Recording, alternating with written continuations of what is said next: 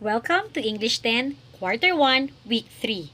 Appraising the unity of plot, setting, and characterization in a material viewed to achieve the writer's purpose.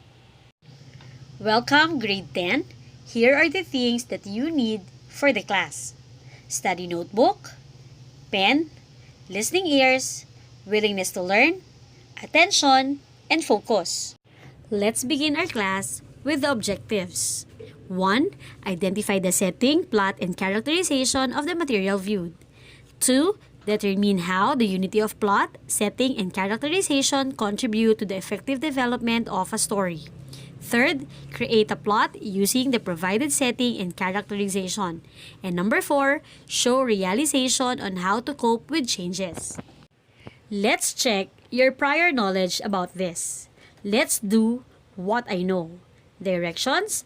Listen to each question carefully and write the letter of your answer. Are you ready? Number 1. Which of the following is not part of a story's setting? A. The teacher. B. The place. C. The social situation. Or D. The time. Let's have number 2. Where in the plot pattern does the tension peak happen? A. Climax. B. Exposition. C. Falling action. Or letter D. Resolution. Third, which part of the story's plot introduces the characters and setting? A. Climax. B. Exposition. C. Falling action. Or letter D. Resolution. Fourth, which part of the plot line leads to the climax? A. Exposition.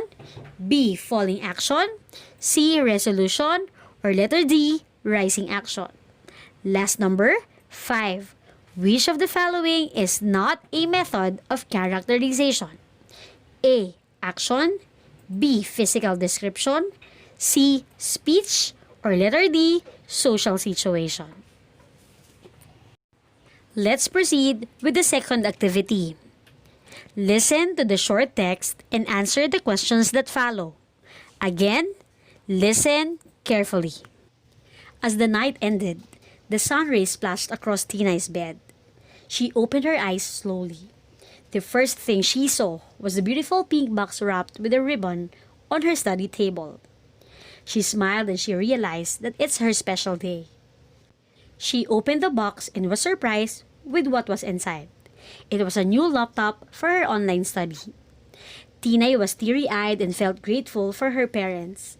She knew that her father saved money from his daily earned salary as a tricycle driver. It was a happy day indeed, and she exclaimed, "It is the best birthday present I have ever received." Meanwhile, a tall dark man with broad shoulders from afar was witnessing Tina's reaction with the gift she received, and he was wiping his tears happily. Let's check your comprehension. Answer this on your paper. Number 6. Where did the event happen?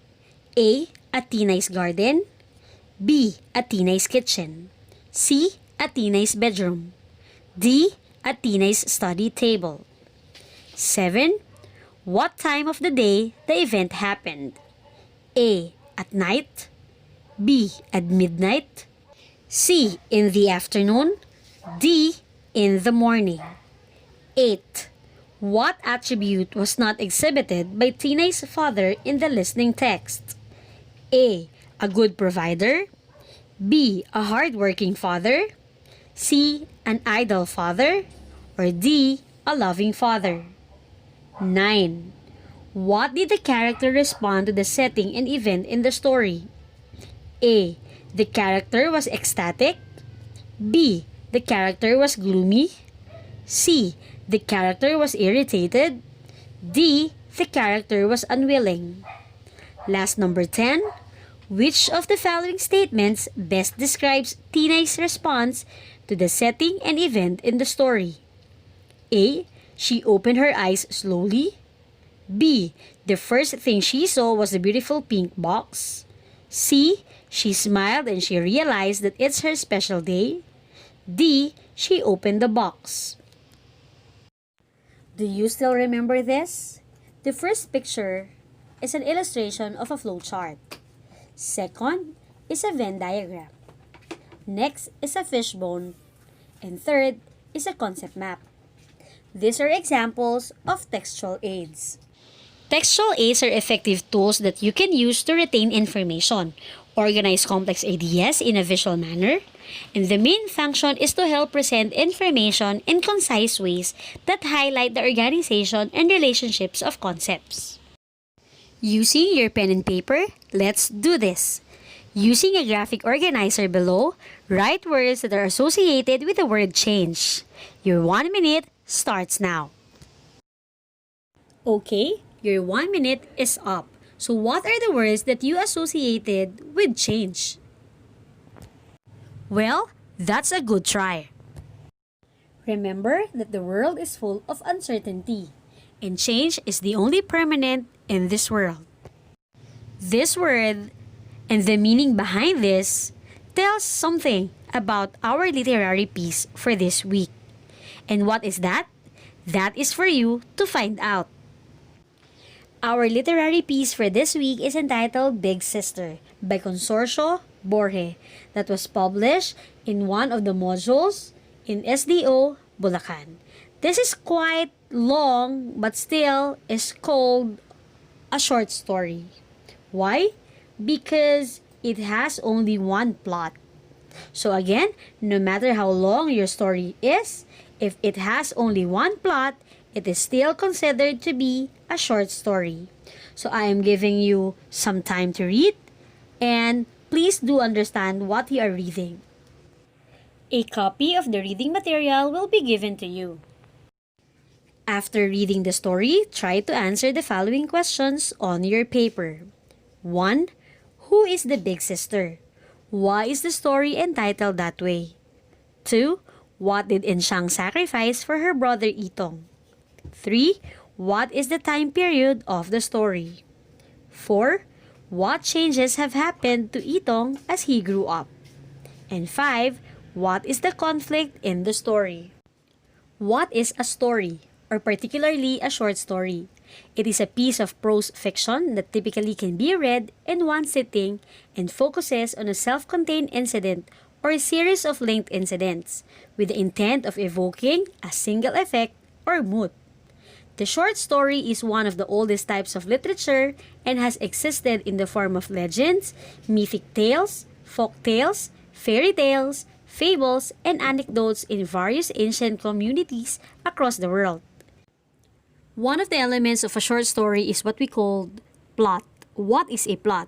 In a narrative or creative writing, a plot is the sequence of events that make up a story, whether it's told, written, filmed, or sung. The plot in the story, and more specifically, how the story develops, unfolds, and moves in time. Remember the triangle or the pyramid having the beginning, middle, and end of a plot? That consists of, number 1, the exposition. It is found at the beginning of a story. It is where the characters and the settings are being revealed and described. 2 is the rising action. The main character is in crisis and events leading up to facing the conflict begin to unfold. The story becomes complicated. It is where the conflict or the problem begins to arise. 3rd is the climax. At the peak of the story, a major event occurs in which the main character faces a major enemy, fear, challenge, or other source of conflict. The most action, drama, change, and excitement occurs here. 4th is the falling action. The story begins to slow down and work towards its end, tying up loose ends. And 5th is the resolution, also known as the denouement. D-E-N-O-U-E-M-E-N-T, denouement. The resolution is like a concluding paragraph that resolves any remaining issues and ends the story. The second element for this week's discussion is the setting. It is the time and place where the story happens. It is a literary element of literature used in novels, short stories, plays, films, etc., and usually introduced during the exposition or at the beginning of a story. The setting may also include the environment of the story, which can be made up of the physical location, climate, weather, or social situation and cultural surroundings. There are various ways that the time and place indicate setting. Time can cover many areas, such as the character's time of life, the time of the day, time of the year, time periods such as the past, present, or future. Remember, how you choose to describe your setting will affect the way your reader feels about your piece. Third element of a short story is the characterization. Characterization in literature is the process authors use to develop characters and create images of the characters for the audience. There are two different approaches to characterization. Number one is the direct characterization. The author tells us what he or she wants us to know about the character. And two, indirect characterization.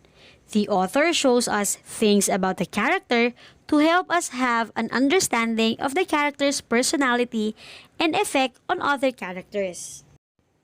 5 methods of characterization. Please remember pairs. P-A-I-R-S.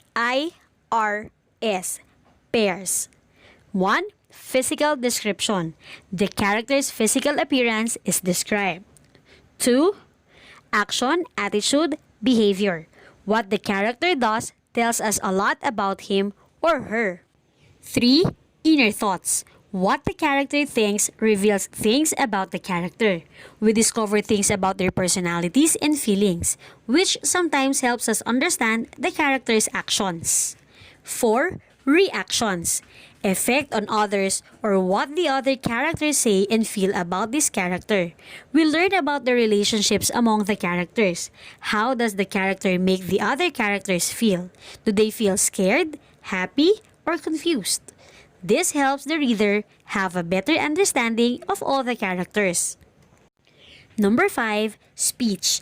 What the character says provides a great deal of insight for the reader. The character might speak in a shy, quiet manner or in a nervous manner. The character might speak intelligently or in a rude manner. So, we're done with our discussion. Now, it's time for us to have an activity. What's more? What I want you to do is to form the jumbled letters in this activity that is being referred to by the meaning at its side. So do it on your papers. Next, proceed with Independent Assessment 1, Matching Time. Analyze each word in column A and match it with the definition in column B. An example in letter C. Write your answers on your paper. Next activity is the Independent Assessment 2. What's the gist? Directions. After reading the story Big Sister, fill in the story element sections of your answer. Next activity, what have you learned? You are almost there. Let me know some of the learnings and your queries about this lesson. Write them down. Next, what I can do. To show your gratitude, write a 3-paragraph thank you letter to the one who raised you up. It can be for your parents, grandparents, and siblings who help a lot in your life. Remember to include the different parts of a letter and to observe correct grammar and spelling in your work. Your work will be graded according to the rubric given. Next activity is the assessment. Read each question carefully, choose the letter of the best answer, and write it on your paper. You did a great job. You've just unlocked another achievement. You did not just learn the plot, setting, and characterization, but you also found out the value of those story elements in achieving the purpose of a literary piece. To intensify what you have learned, write a slogan that will help and encourage other people to cope with change. Thank you to the authors of the module that we use as our reference, English 10, Quarter 1, Module 3 of the SDO, Bulacan. To my dear students in grade 10, thank you for your time and effort to continue education amidst the situation. This has been Mrs. Canare, your English teacher. Bye!